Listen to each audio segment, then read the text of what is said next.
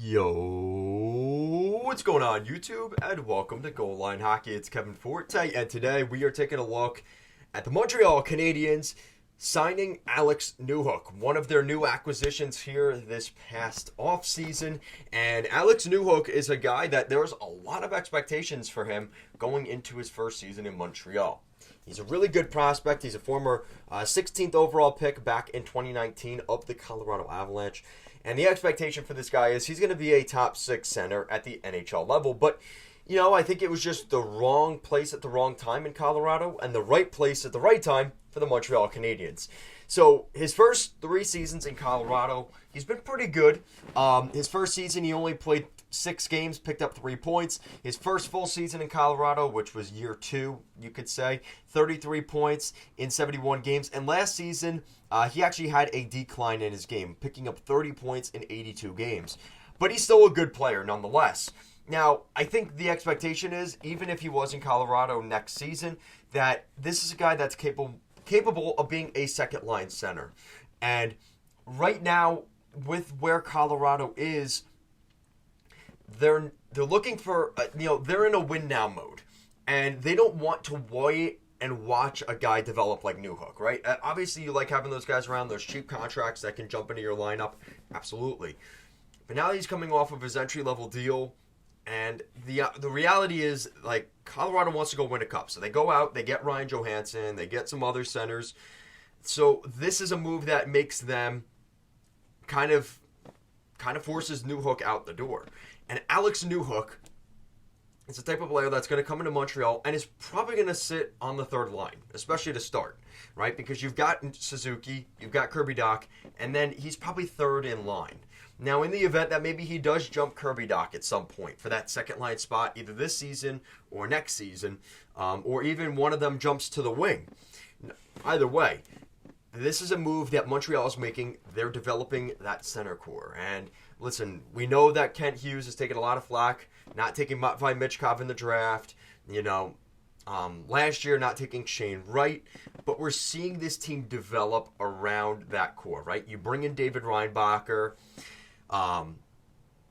you bring in guys like, an Alex Newhook. And I think the assumption was once they brought in Newhook that they weren't going to draft a center in this year's draft. And that's exactly what they did, right? They take Reinbacher. They've got Newhook now coming in. They've got Kirby Dach. They've got Nick Suzuki. That center core is looking really solid and is really young for the Montreal Canadiens. And in my honest opinion, I think it's going to be one of the better center cores in the NHL in the next maybe even 2 or 3 years.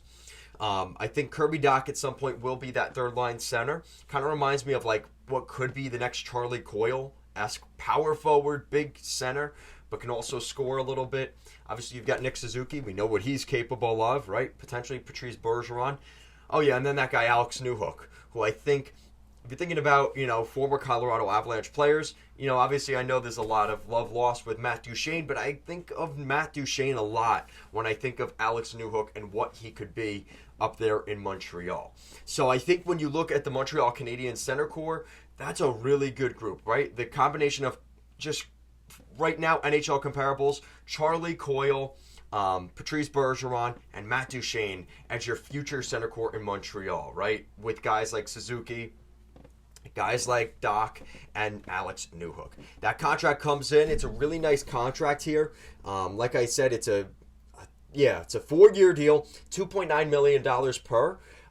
This is definitely an interesting deal because Newhook will be 26 years old. This is going to walk him straight into unrestricted free agency, which is kind of the danger that Montreal puts themselves in here.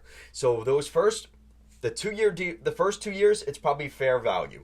Those years 3 and 4, you're probably looking at a really good discounted price on Newhook, and then you're probably going to see that deal, his next contract at 26, 27, that's going to probably be a pretty big ticket. If I think his trajectory is to be where I think it could be, which is a top 6 center, and with the salary cap going up between now and 2026, 2027, you're probably looking at a guy that could be on the door of 7 to 8 million, if not even more than that, maybe even 9 or 10 million, depending on how good he develops over the next 4 years. Alex Newhook, this is a great bridge contract, not only for Newhook, because it could be walking him into UFA status, with a great salary cap situation in 2027, but also for the Montreal Canadiens where they could get a really good discounted price on a really good player very quickly and get a really good return on their investment in this player. Yeah, it was expensive. It cost them a late first round pick, an early second round pick.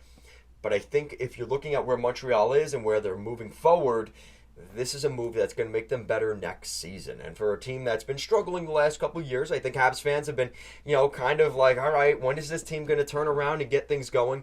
This franchise is very antsy. They want to win. They want to compete. They want that respect, right? They have that historic franchise, and they want to be respected around the league. And the last couple of years, it's been really rough up there in Montreal. But I want to know your guys' thoughts, because I think this video has been a lot focused on the center core in Montreal moving forward, right? We've got some good wingers in there coming in, like Slavkovsky, like Reinbacher. I think we're going to see here over the next, really by the end of this deal, A, was Alex Newhook a good acquisition? B, was Yaroslav Slavkovsky a good addition? And C, was David Reinbacher a good addition? For the next 4 years, we're going to see a lot of puzzle pieces, how things have fallen in Montreal, and if Kent Hughes has done a good job or not with this team, with some of these players. And now we just got to kind of wait. The Magic Beans are in place. How much or how little are they going to grow into NHL players and hopefully into a championship winning, maybe even a dynasty Stanley Cup contending team? Guys, that's it for today's video. Let me know what you think down below of Alex Newhook coming in to Montreal for the next 4 years. Do you like the number? Do you not like the number? Do you like the deal they traded him for? Does it look better now with the contract? Let me know your guys' thoughts.